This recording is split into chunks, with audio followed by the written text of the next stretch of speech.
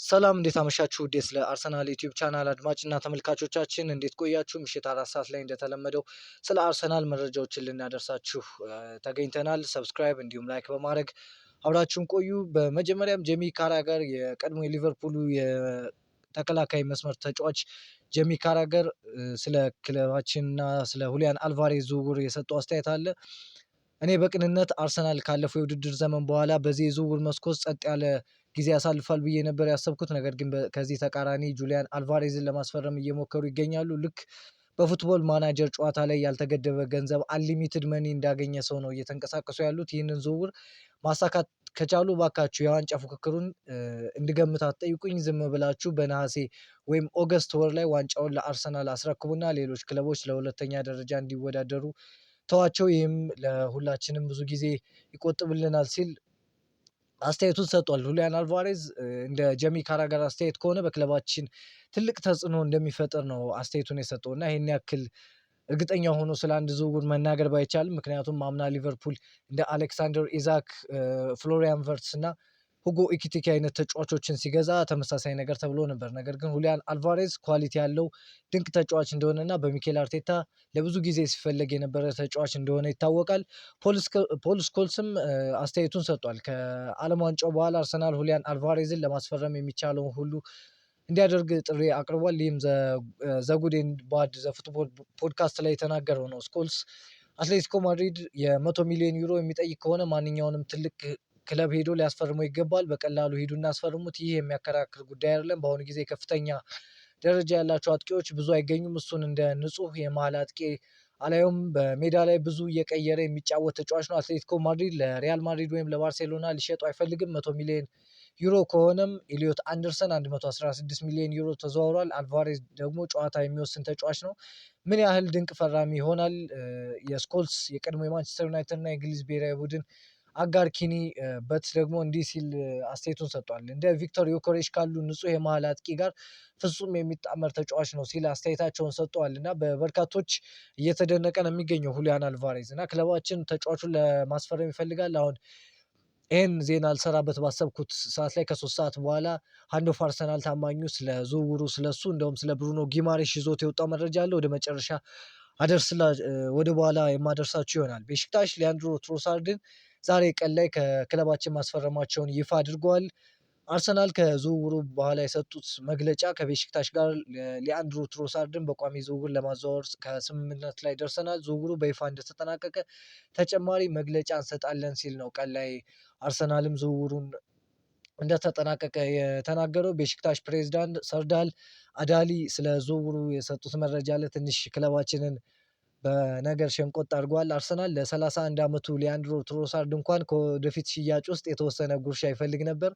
ባለፈው ዓመት ለአርሰናል 25 ሚሊዮን ዩሮ አቅርቤ ነገር ግን አልተሳካም፣ ሊለቁት አልፈለጉም። አሁን ከዛ ባነሰ ዋጋ አግኝተነዋል ሲል ትንሽ አርሰናልን ስግብግብነት የሚገልጽ አስተያየት ነው የሰጠው። ነገር ግን እንደኔ አርሰናል ከዚህም በላይ ቢጠይቅ እንደ ክለብ አንድ ክለብ ከተጫዋቹ የተሻለ ገንዘብ ማግኘት ይፈልጋልና ይሄ ነገር ለክለባችን ጥሩ ነው ብዬ የማስበው። ሊያንድሮ ትሮሳርድ በክለባችን 3 ዓመት ከግማሽ የቆየ ሲሆን በ176 ጨዋታ 36 ጎል እንዲሁም 31 አሲስት በማድረግ አንድ ኮሚዩኒቲ ሺልድ፣ አንድ ፕሪሚየር ሊግ ዋንጫ ማንሳት ችሏል። ማንቸስተር ሲቲ፣ ሊቨርፑል፣ ቶተንሃም፣ ፖርቶ፣ ሙኒክ በመጨረሻም ዌስትሃም ላይ የማይረሳ ጎል አስቆጥሮ ከክለባችን መለያየቱ ይፋ ሆኗል። ሊያንድሮ ትሮሳርድ በብዙዎች የሚወደድ ድንቅ የሆነ ተጫዋች ነው። ሁሉን ነገር የሰጠ በመጥፎ ሰዓት የመጣና በተለይ ሙድሪክን ስንፈልግ ቆይተን ወደ ቼልሲ በትልቅ ገንዘብ ተዘዋውሮ ክለባችን ያንን መክፈል ባለመፈለጉ ሊያንድሮ ትሮሳርድን በ27 ሚሊዮን ፓውንድ ካስፈረመ በኋላ ከሙድሪክ በላይ ኢምፓክት ማድረግ የቻለና ለክለባችን ድንቅ ጊዜን ያሳለፈ ሁሉን ነገሩን የሰጠ ተጫዋች ነው። በሄደበት ሁሉ መልካም ነገር እንዲገጥመው እንመኛለን። ካላፊዮሪ ለትሮሳርድ ትናፍቀኛለህ ሲል በኢንስታግራም ገጹ ያለውን የስንብት መግለጫ ሰጥቷል። ከዚህ በመቀጠልም ሊያንድሮ ትሮሳርድ መውጣት ተከትሎ የዓለም ዋንጫው እንደተጠናቀቀ መምጣት የአርሰናል የዝውውር ሂደትን ያፋጥነዋል ሲል ዴቪድ ኦርንስቲን ዘግቧል። አርሰናል በክሪስቶስ ዞሊስ ዝውውር ጉዳይ ከተጫዋቹ ጋር በአጠቃላይ ዝርዝሮች ከስምምነት ደርሷል። አሁን ዝውውሩን ለማጠናቀቅ የመጨረሻው ውሳኔ እየጠበቀ ነው ሲል ገነር ብሎግ ዘግቧል።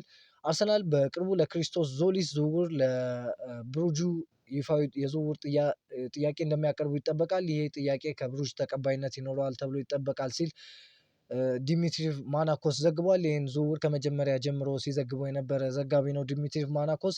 አርሰናል ሊያንድሮ ትሮሳርድን ወደ ቤሽክታሽ ከለቀቀ በኋላ እሱን ለመተካት ክሪስቶስ ዞሊስን ለማስፈረም ሙሉ በሙሉ ወስኗል ሲል ፋብሪዚዮ ሮማኖ ዘግቧል። አርሰናል ለግሪካዊው የክንፍ ተጫዋች ክሪስቶስ ዞሊስ ከቤልጅየሙ ክለብ ብሩጅ ጋር የመጀመሪያ ይፋዊ እና መደበኛ ግንኙነት አድርገዋል ሲል ቶማስ ቴክ የተሰኘ ዘጋቢ ዘግቦታል። አርሰናል በአሁኑ የዝውውር መስኮት ዞሊስን ለማስፈረም ከክለብ ብሩጅ ጋር የመጀመሪያ ግንኙነት አድርጓል። አሁን መልሳቸው በመጠባበቅ ላይ ናቸው። ነገር ግን እስከዛሬ ድረስ ከአርሰናል ምንም አይነት መደበኛ ጥያቄ አልቀረበም የሚሉ መረጃዎችም እየወጡ ይገኛሉ። ትሮሳርድ መውጣቱን ተከትሎ በአርሰናል ክሪስቶስ ዞሊስን ለማስፈረም ወስኗል።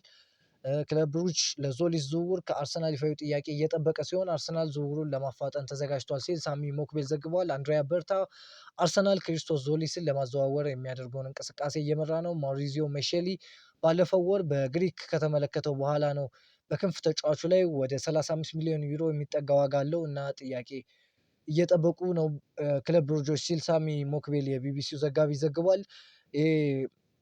ማውሪዚዮ ሜሼሊ የምንለው የክለባችን የታዳጊ ተጫዋቾች ስካውት የሚያደርግ ሰው ነው እና በቅርቡ ነው ያስፈረመው ነው በ2025 ይመስለኛል ካልተሳሳትኩ። እና ይህንን ተጫዋች እንዲሁም አዲሱ ኪቪቻ ክቫራትስኬሊያ እየተባለ የሚገኘውን አንድሪያ ባርሻቪሊ ለማስፈረም የእሱን ጨዋታ ተመልክቷል። አርሰናልም ተጫዋቹን ለማስፈረም እንደሚፈልግና ግንኙነቶችን እያደረገ እንደሆነ አንዳንድ ዜናዎች ወጥተው ነበር። በሌላ ዜና አርሰናል እና ኒውካስትል በብሩኖ ጊማሬሽ ጉዳይ ቀጥተኛ ንግግር እያደረጉ ይገኛሉ። ባለፉት ቀናት ውስጥ በአርሰናል ቁርጠኝነት እና ዝውውሩን የመጨረስ ሞራል ዙሪያ አንዳንድ ጥርጣሬዎች ነበሩ።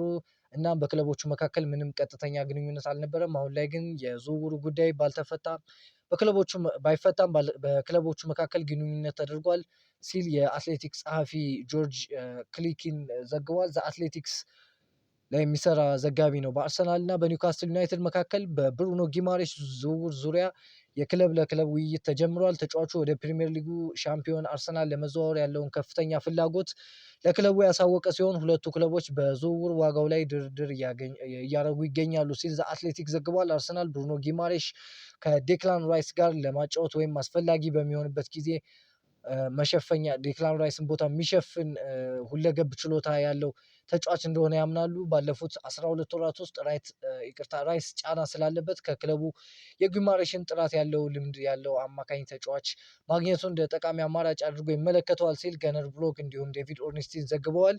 አርሰናል ብሩኖ ጊማሬሽን ከዴክላን ራይስ ጋር በመሃል ሜዳ አብረው በማጣመር ወይም የራይስ ተተኪ ሆኖ መጫወት እንደሚችል ያምናል።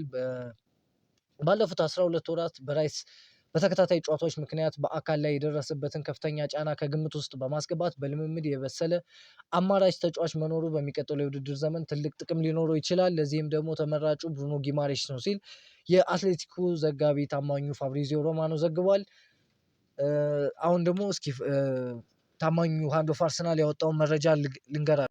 ሃንድ ኦፍ አርሰናል ይህንን ዜና ልሰራ ባሰብኩበት መጨረሻ ሰዓታት ውስጥ ያወጣውን መረጃ ስለ ብሩኖ ጊማሬሽ ልንገራችሁ። ብሩኖ ጊማሬሽ በአርሰናል ፕሮጀክት ሙሉ ለሙሉ ተማርኳል እና ዝውውሩን ይፈልጋል። ኒውካስትል ቢያንስ ከ80 ሚሊዮን ፓውንድ እስከ 85 ሚሊዮን ፓውንድ እየጠበቀ ሲሆን ድርድሩ በተጫዋቹ ተወካዮች በኩል ቀጥሏል ሲል ሃንድ ኦፍ አርሰናል ዘግቧል። አርሰናል ቀጥታ ከኒውካስትል ጋር ድርድር እያደረገ አይገኝም እና ብሩኖን በተመለከተ ደግሞ እኔ እንደተረዳሁት በኒውካስትል እና አርሰናል መካከል ከኒውካስትል በኩል ወደ አርሰናል እየተደረገ የስልክ ጥሪ በስተቀር ለክለብ ውይይቶች አልተካሄዱም። ያም ጥሪ አርሰናል በብሩኖ ጊማሬሽ ላይ ያለውን አቋም ለማወቅ የተደረገ ቢሆንም በሁለቱ ወገኖች መካከል ጉዳዩ በግልጽ ሁኔታ አልተብራራም ሲል ሃንድ ኦፍ አርሰናል ዘግቧል። ቤርታ አሁንም ኪያዶ ቭሪያቻን የሚባል ወኪል አለ እና ሁሉም ድርድሮች እንዲያስተዳድር ይፈልጋል። ብሩኖ ጊማሬሽ ወኪል ነው እና በሱ በኩል ነገሮች እንዲያልቁ ነው የፈለገ አንድሪያ በርታ። ቀጥታ እሱ ዝውውሩ ላይ መግባት አልፈለገም ነው የሚለን ሃንድ ኦፍ አርሰናል። ሁለቱንም ወገኖች መካከል ፍትሃዊ የዋጋ ስምምነት እስኪደርስ ድረስ ይህ እንዲቀጥል ይፈልጋል ሲል ሃንድ ኦፍ አርሰናል ዘግቧል። ኒውካስትል በትንሹ ከ80 እስከ 85 ሚሊዮን ፓውንድ የሚደርስ የዝውውር ክፍያ ለማግኘት እየጣሩ ነው። እንዲሁም ብሩኖ በፕሮጀክቱ ሙሉ ለሙሉ እንደተስማማና በአርሰናል ፕሮጀክት እንደተማረከ ነው የዘገበው ማለት ነው። አንድ ኦፍ አርሰናል ስለ ብሩኖ ጊማሬሽ የነበሩን የዝውውር ዜናዎች እነዚህን ይመስላሉ። ወደ ሁሊያን አልቫሬዝ ዝውውር እንሂድ። የሙንዶ ዲፖርቲቮ ዘጋቢ ፈረራን ማርቲኔዝ ከአትሌቲኮ ማድሪድ ሁሊያን አልቫሬዝን ለባርሴሎና አሳልፎ ላለመስጠት የያዙትን አቋማቸውን አሁንም አልቀየሩም። ነገር ግን ቀጥተኛ ተቀናቃኛቸው ባለመሆናቸው አርሰናል የመሸጡን ሀሳብ ሙሉ ለሙሉ ችላ አላሉትም ሲል ዘግቧል እና ሳሚ ሞክቤልም የቢቢሲ ዘጋቢ እንደዘገበው ሁሊያን አልቫሬዝ አሁንም ቢሆን የአርሰናል ቁጥር 1 የዝውውር ኢላማ ነው። አርሰናል አሁንም በሁሊያን አልቫሬዝ ላይ የረጅም ጊዜ ፍላጎት አለው።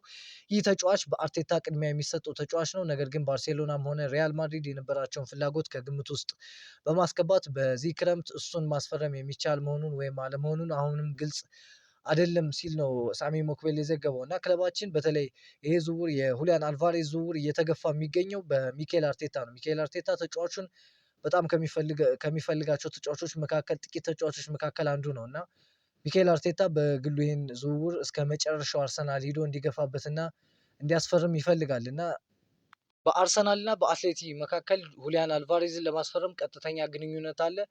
እንዲሁም አንድሪያ በርታ በስፔን ውስጥ እንደሚገኝ ነው ዛሬ ምሽት ላይ ዘገበው እና ሚኬል አርቴታ ሁሊያንን በቡድኑ ውስጥ እውነተኛ ለውጥ ማምጣት የሚችል ዋና እና ወሳኝ ፈራሚ አድርጎ ይመለከተዋል። በአርሰናል ባለቤቶች እና በአትሌቲኮ ማድሪድ አስተዳደር መካከል ስለ ዝውውር ቀጥተኛና የቅርብ ጊዜ ግንኙነቶች አሉ። ተጫዋቹ ወደ ባርሴሎና የሚያደርገውን የህልም ዝውውር ካልተሳካ ወደ ሰሜን ለንደን ለመዘዋወር ክፍት ነው። አትሌቲኮ ማድሪድ ተጫዋቹን ለባርሴሎና የመሸጥ ፈቃደኛ ባለመሆኑ ጽኑ አቋም ቢኖረውም እንደኔ መረጃ ከሆነ ባርሴሎና ከዓለም ዋንጫው በኋላ የመጨረሻ ድርድር ያደርጋል ሲል ሃንድ ኦፍ አርሰናል ዘግቧል።